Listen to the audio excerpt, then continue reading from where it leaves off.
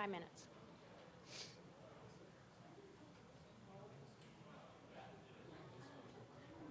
I'm sorry? Oh, great. Yeah, kind of right on time. All right. We have a holding area back here if these guys, if he gets a lot of questions, but hopefully it'll be perfect where we can just turn them over.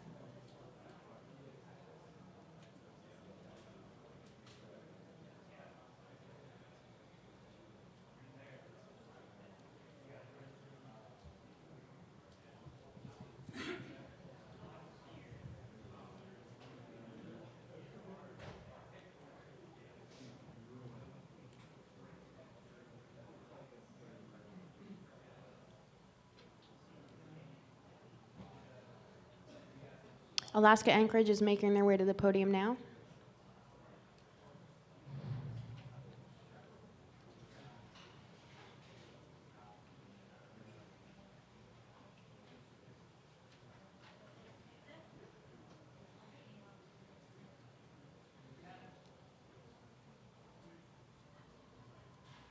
Amy texted. I told her to. Yeah.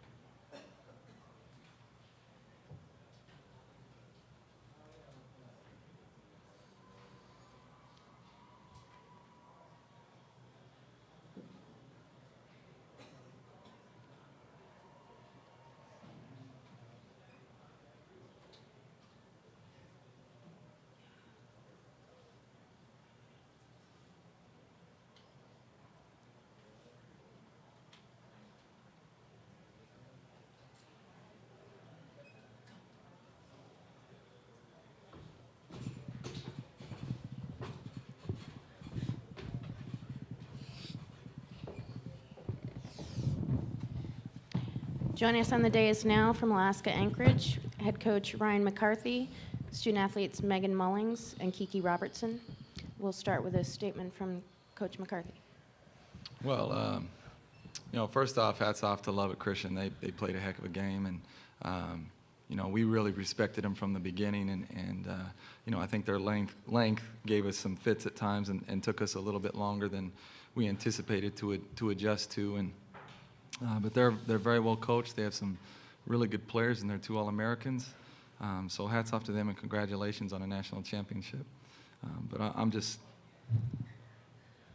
I'm proud to be in this position, even though we lost. And I told my ladies that if it meant that, I got to spend some more time with them in the locker room, even though we lost, just to be around them, and that meant losing a national championship, I'd do it.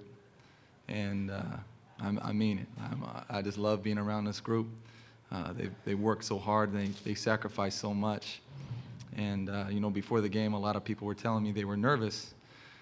And I wasn't nervous at all because the hay was already in the barn, and I knew the work that they had put in gave me all the confidence in the world in this group. And if we had to do it over again and I knew the outcome, I'd still roll with this group here. Question for the student athletes. We'll start right here. Creighton Raps Hero Sports.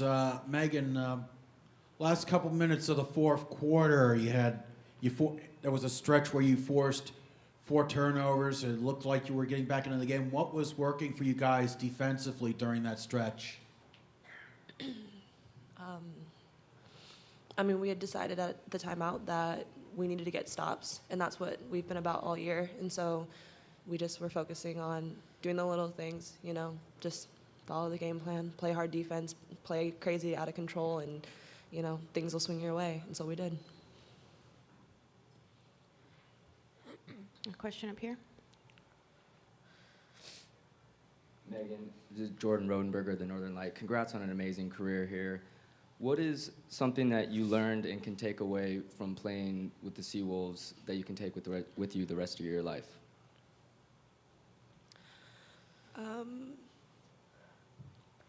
I would say that the biggest thing I've learned being a Seawolf is that it's not easy and it's not fun to get better. It's really hard work. It's really, really hard work. And if you can convince a group of 14 girls to all do their absolute best every single day, even though it's not easy and even though it's not fun, amazing things happen. Really amazing things happen. Question down here in the front. Marvin Chambers, Houston Sun. Megan, you guys was down 8 points in the first half. Seemed like you guys was rolling and clicking. Second half, you guys was having a difficult time getting into your offensive set. What adjustment did LSU make, the second half? I'll see you, I'm sorry. That's a great question. I think we just had kind of a hard time taking care of the ball. And that was one thing that we were really focused on was they've got really, really good length, and they do a really good job of taking mistakes and scoring out of them. And so it was really, when we were making those kind of mistakes, it was something we needed to focus on was taking care of the ball better. Anything else for the student athletes? Question right down here. Question for Kiki. Can you just tell us what that battle was like between the guards going back and forth with yourself and the other UAA guards and Hampton and Hopple for LCU? It was an honor to play a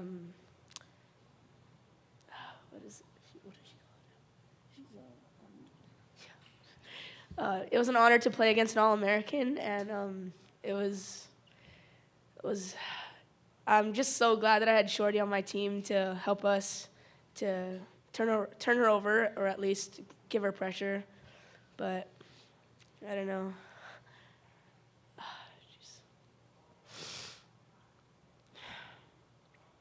Anything else for student athletes?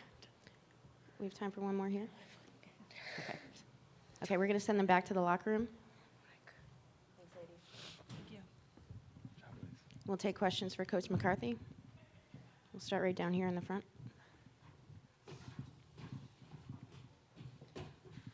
Coach, you, Marvin Chambers again from Houston Sun.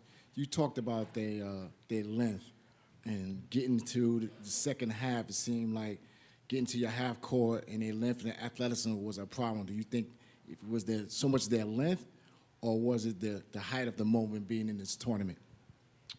Yeah, I think a little bit of both. You know, other than turnovers, we outplayed them. We out-rebounded them by 17, and, you know, missed 6 free throws, we make them all, we win the game. You know, so I think we shot 16 more times, if my math is correct. I'm not a math major, but yeah, their length just bothered us. You know, it's hard to simulate that at our level. You know, we have one kid that's 6'3" in Dominic Brooks, and I just say, you know, we are at this point, we can't start bringing out broom handles and, you know, starting to prepare for that. But, you know, Lubbock's a really good team. That's as good a team as we've seen, and we beat Pepperdine by 30 and played Western Kentucky, who had beaten Louisville and lost them by 4. And Lubbock's as good a team as we've seen. They might be the second best team in Texas. So hats off to Coach Gomez and his ladies. I mean, they played their best game. Next question, down here. Coach, I know you were alluding to the foul shots. I believe 4 of those missed foul shots actually came in the last 5 minutes. Almost seemed like an inopportune time, and then Megan had looked like a couple of easy looks, but she just couldn't get the friendly bounce. Yeah. Certainly had to be frustrating for you. Your thoughts? Yeah, anytime we go on a run, you know, something would happen. We'd miss a free throw or, you know, miss an easy bunny inside, and you know, or we turn the ball over, and it'd be like in football, a pick six. You know, you go on a run, and all of a sudden a momentum killer. You know, we get a turnover at the top of the key, and it's an automatic 2-on-1 break in a zone situation. So, as much problems as we wanted to cause, we worked really hard for it, and they got to sit back in that zone and stick their arms out and get some turnovers on us. But yeah, that did cause some problems. Next question down here in the front. Coach, the refs were quick to blow the whistle on you guys early on. You guys had 13 fouls in the first half. How did that affect your game plan for the rest of the matchup? You know, it didn't really affect us too much. You know, I think that the style that we play, you know, sometimes we're going to get, you know, some early fouls, and that's just one thing. We just got to adjust to however the game is officiated, just to try to even out the flow. So, you know, that's on us. You know, I thought the game was well officiated, and you know, it just, anytime we send a team to the line, you know, one thing that we try to do, we talk about, is no bonus. You know, we have a box before every game, and we talk about 4 things that can't happen. And if those things don't happen, we're playing with house money. We're going to win. And one of them is not to send the team into the bonus. And that just happened too early. You know, sometimes you send the team into a bonus, about a minute left, 2 minutes left. That's okay. But when you're playing with 4 fouls and there's 5 minutes left, you can't be as aggressive. And we had to kind of take our foot off the pedal a little bit until it came desperation time, and we were all in. Any further questions? We'll go over here. Coach, what did you think of LSU's guard play? What did you think of Hampton and Hopple? You know, I thought they played with a lot of poise. They were what we expected them to be. You know, we were more athletic than them at the guard position, and we did turn them over, kind of like I thought would happen. The one thing that you know, Hopple was what we thought she would be. I knew she'd burp up a couple threes there. I think 13 threes attempted is quite a few there. But what impressed me with Hampton is how hard she works. She's an All-American because she outworks everybody. I have a lot of respect for that particular lady. There will be times they miss a shot, she'd come up with a huge old board or take it from one of our players. And, you know, it's good for our guards to see that because that's a high level. You know, Nicole Hampton's a very good player. Any other questions? Okay, one last final one here. Hey, Ryan. Dave Goldman, KTVA in Anchorage. you played from behind in this game. There's the physical of trying to catch up after they have an answer. Is there an emotional, a psychological barrier too with the team when they have an answer every time and you've got to work that hard to get back into this thing? Yeah, one thing that I'm really proud about this group is we've been down a number of times this season. Cal Baptist, we were in about the same situation, came back, took it to overtime, and got the win. UNLV, we were down by 20 in the first quarter and came back and had a chance to win at their place. And one thing I'll really miss about this group is the 7 seniors just never, they might bend, but they never mentally break. And you see that a lot. 20 and 30-point losses usually are because the other team at some point in the game accepts the fact that they're going to lose. And this team just never did it. Every single time out, we came back, and our ladies were saying, we are not losing this game. And I think from a culture standpoint, I couldn't ask anything more than what those particular ladies gave us from that regard.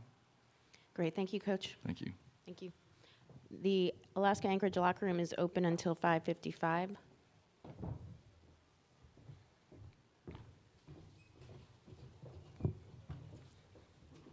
Lubbock's locker room is now open. That's open until 6:03. And they'll be joining us shortly on the dais now.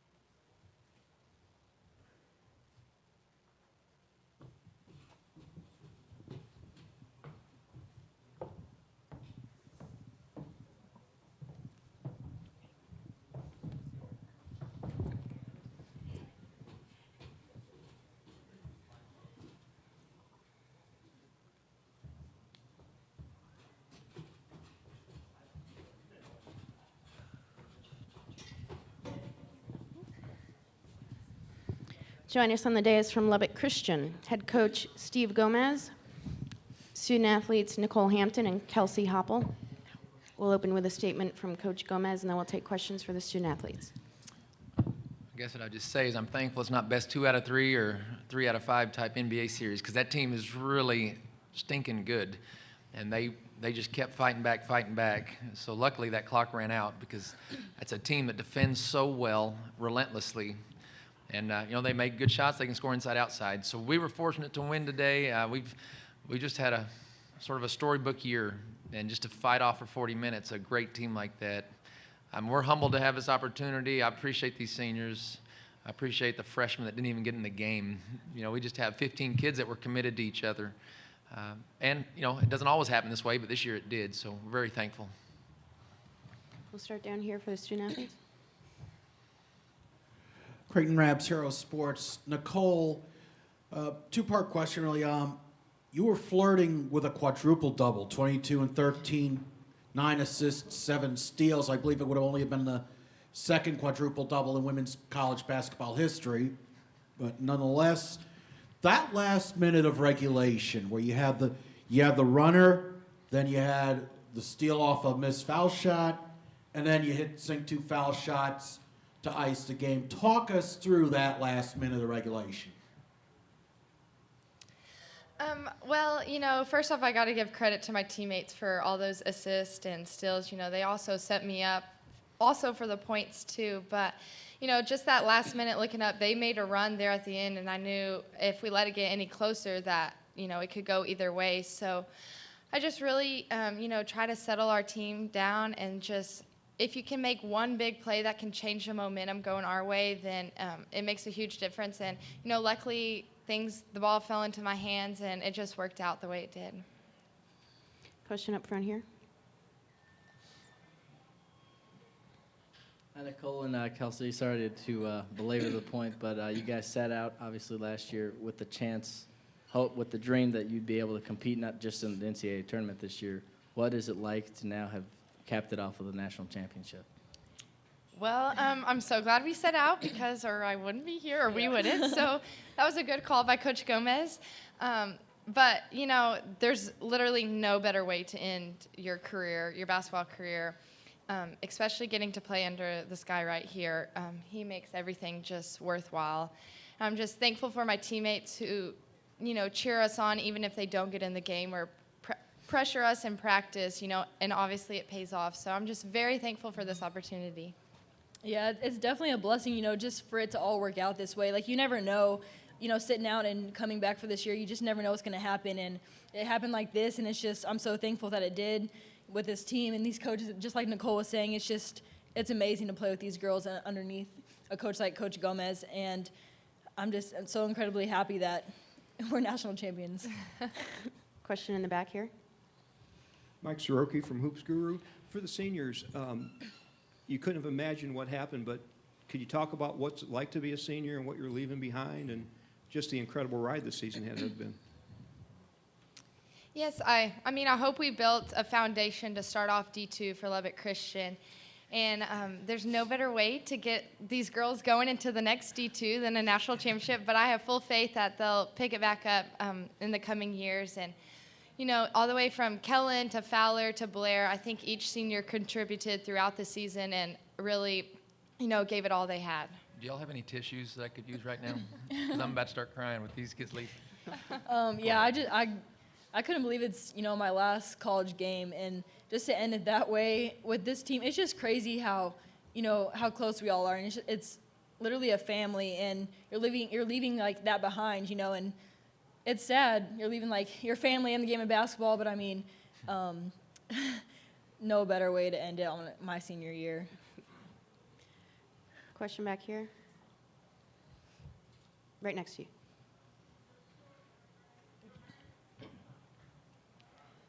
Thank you. Lee Michelson, Hoop Feed.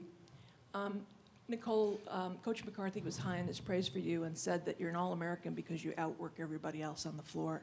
Could you describe what influences to your life gave you that work ethic? Well, I get told daily from this guy that I'm the slowest one on the court. So, you know, that's great motivation in itself. No, I'm just kidding. You know, my dad's a coach. My sisters both played at LCU. And I think, you know, just being in the gym every day with them, we're playing pickup games or shooting drills or something. So I have to give a lot of credit to my family for constantly pushing me. But also just these 4 years at LCU, teammates have constantly been picking me up or rebounding and just making me work hard in practice. And like I said, they make the game so easy for me. They make me look better than I really am. So I'm just thankful to have teammates who know the game of basketball just like I hope I do. You do. Anything else for the student athletes down here? Marvin Chambers, Houston's son. Nicole, first half, you guys was up by 8. The second half, it looked like you guys went to a 1-2 trap more. There's something that you guys made adjustment in the halftime? Yes, Coach Gomez just kind of, you know, he didn't want to change too much because we were flowing pretty good the first half. But, you know, during a free throw or big three, he would yell to get into that zone trap. And I think it kind of caught him off guard when we just jump into that real quickly and not stay in it all game long. So credit to him and the coaches for realizing that and understanding. Question down here in the front. Nicole, what was it like mentally kind of battling through that first, especially quarter? It seemed like both teams were making some unforced turnovers. And then I guess the second part of that, what was it just like watching it courtside? It seemed like trying to keep up with their defense was pretty mentally straining throughout the course of the game. Might have caught up in the fourth quarter. You know, at the beginning, it's kind of hard to get all the nerves out in this huge arena with all our fans here. And so I think that kind of played a little factor in just, you know, realizing, hey, this is the national championship game, but it is just a normal basketball game. So once we overcame that, I think we kind of flowed into the game. And then their defense is incredible. They're in your pocket 24/7. You have to constantly be aware, not just physically, but mentally. And so there's really no way you can practice that without playing against them. So I have to give them a lot of credit for that. We'll take one final question here for the student athletes. Jordan Rodenberger of the Northern Light. This is for both Nicole and Kelsey. At what point did it sink in, and did you feel that now we're the champions? Was it when there was 20 seconds left during that timeout, or did you try to block it out until the final buzzer? Well, they made that run late, so you kind of we got a little glimpse, and then that probably was wrong for us to do. But it wasn't until I passed it up to Haley, and I realized there was only 2 seconds left, and I was thinking, we really did this. We're national champs. Yeah, that final buzzer just goes off. You just you want to wait till that that sound goes off until you really just celebrate, and that's when it hit me too. It's just it goes off, and everything is just like swirling in your mind. It's just swirl of emotions, and it was like happy cry, like it was crazy. I probably made a horrible face, but yeah, that's when. Thank you, ladies. They Thank will be you. available back in the locker room as well until 6:03.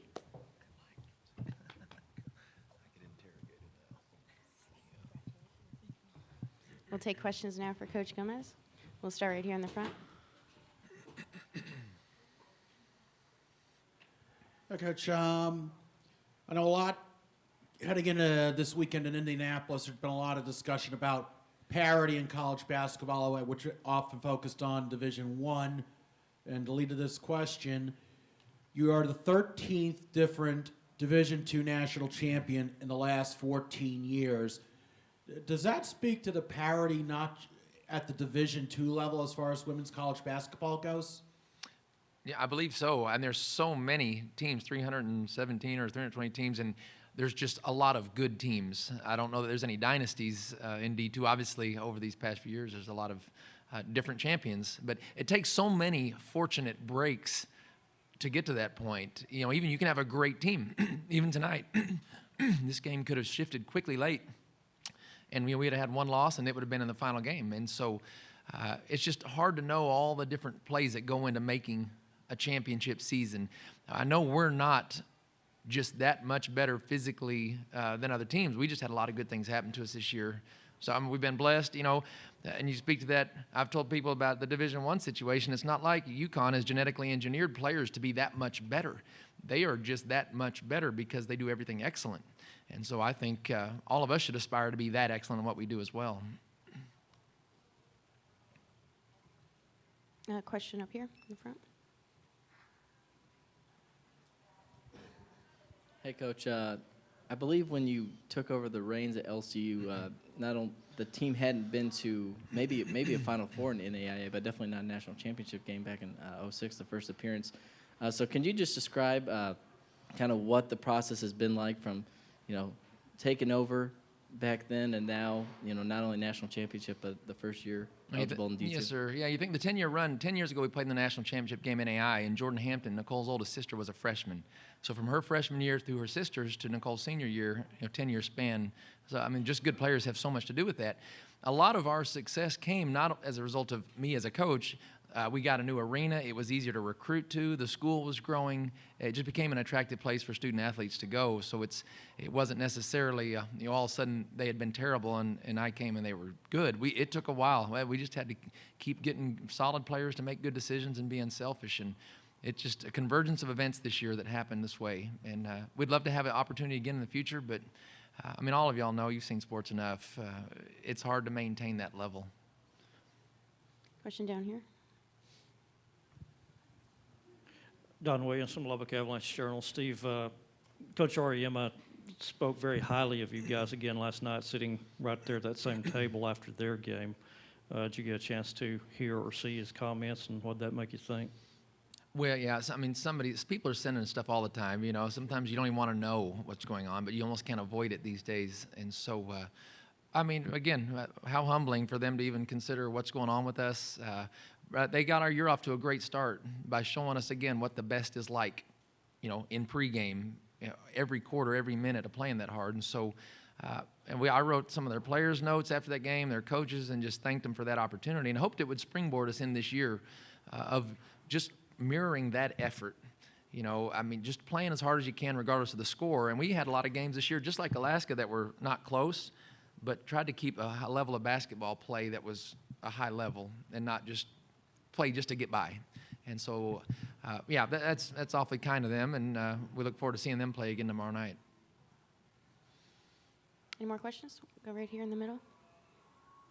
Jordan Rodenberger of the Northern Light. How did you take the pressure off your players being the #1 team, being undefeated heading into this tournament? Yeah, Jordan, that's a good question because that sort of has been the question all year long. We got to, I don't know, 17-0, 18-0, and people kept saying, well, do you feel pressure? And these girls, hopefully you can see by their personalities, they're just easygoing, good kids. They're not overwhelmed with the stardom, or the streak. They just play the game to play the game and try to have a good possession. In drills and practice, we try to win a possession. And so we just got to keep things at a small level and not. You want to have a big picture in life. And we started our year, our first team meeting was at a cemetery by an open tomb. And so we wanted to start with the end in mind, that this year is not going to define these kids. And they won a national championship, but if that's the defining moment in their life, then it's going to be a pretty empty, frustrating life. And so we wanted to start with the end in mind. It was neat. Last Sunday was Easter. We sort of finished the year at an empty tomb. And so just to keep that focus, so I think that alleviates pressure when you're not so consumed by the game. Question down here in the front. I guess kind of going off of that, how do you as a coach try to embody this spirit to your players of taking in this moment and this once in a lifetime opportunity, enjoying it, but at the same time not getting too caught up in it? That's funny. You probably heard that. Somebody told me the statement by Jay Wright. He told his players to sniff it, not taste it. That was a pretty good description of what to do. See it, but don't get used to it. Because the moment we got here, these girls could have become spoiled brats if they just let themselves. But I wasn't not going to allow that. I don't mind getting them done to me, but I didn't want them to become spoiled. But it was, it's so easy to start feeling more important than you are. And so hopefully they've just been able to keep a good attitude and look to a way to help other people. Question down here in the front. Coach, through the NCAA tournament, what did you learn from your team, the DNA and character of your team this year? Yeah, oh man, just a tough, unified group that had different people. We're not a team with a star, and Nicole gets obviously a lot of attention and should. But we had games where Haley Fowler came through. Today, Kellen Schneider was huge for us. Kellen has been hurt. The conference tournament, she didn't play 2 games. She gutted it out 1 game in the Elite Eight against Bentley and played some good minutes. And we just knew this rest was going to be good for her. So without her recovery, I don't even know what her stats are. I just know her presence is just so good for us. And so I just learned that it's definitely a team that functioned together and nobody ever felt selfish. And so I just felt like they toughed it out. We didn't play a lot of players. I didn't know how good a shape we'd be in. I really was concerned that how we'd do, but I just feel like they were tough and unselfish. That's what I learned. I guess it validated what I thought I knew about them. We'll take a final question down here. Steve, if I remember right, to go undefeated and win a national champion, to be an undefeated national champion, there's only 2 other programs that have done that previously in Division II. So what's the feeling of accomplishment like? I mean, it's fun. I guess later tonight in the hotel, I'll sit and think about it. I even said it after the game. I was looking at our coaches and said, we just went undefeated and won a national championship. I don't even know what the feeling's like. Again, I mean, it's what you play. You play to do your best. And this is a team that did, I think, their best. They did as good as they could. Too many times teams underachieve. And I think this was a team that just achieved to its highest level. Which I think is more rare. People talk about overachieving. That's impossible. All you can do is do the best you can do. And this team, they did it. They did the best they could. And that just takes a lot of hard work and guts. Great. Thank you, Coach. Thanks. Thank you. The LCU locker room is still open until 6:03.